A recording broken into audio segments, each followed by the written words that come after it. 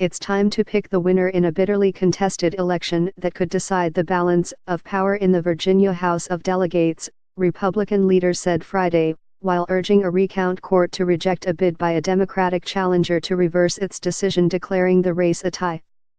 Lawyers for Republican Del.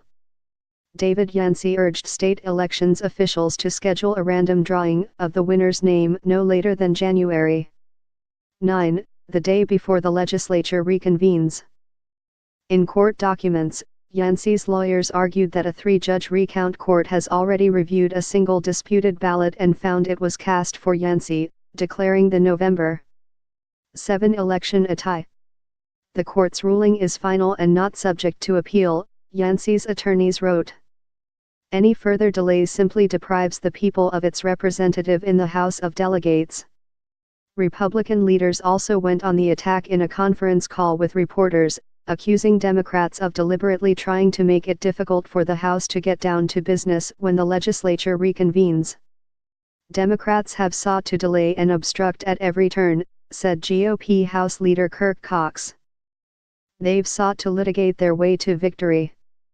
The intense battle over the 9-4 district is another dramatic twist in a November election that saw Democrats wipe out a 66-34 advantage held by Republicans in the House, as voters vented anger toward Republican President Donald Trump.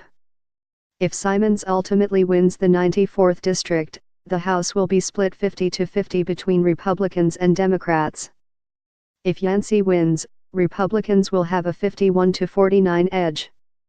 The State Board of Elections had been scheduled to pick the winner's name out of a glass bowl on Wednesday, but postponed the drawing after Simons filed her legal challenge.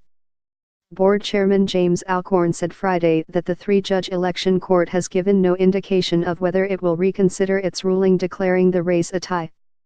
Alcorn said the board plans to reschedule the drawing next week, unless the court intervenes. It initially appeared that Yancey had won the race by 10 votes. But Simons won a recount by a single vote. The next day, the recount court declared a tie based on a disputed ballot the court determined was a vote for Yancey. The result is one of two House races still in limbo. A lawsuit is pending over ballots in a hotly contested race in the 28th district in the Fredericksburg area.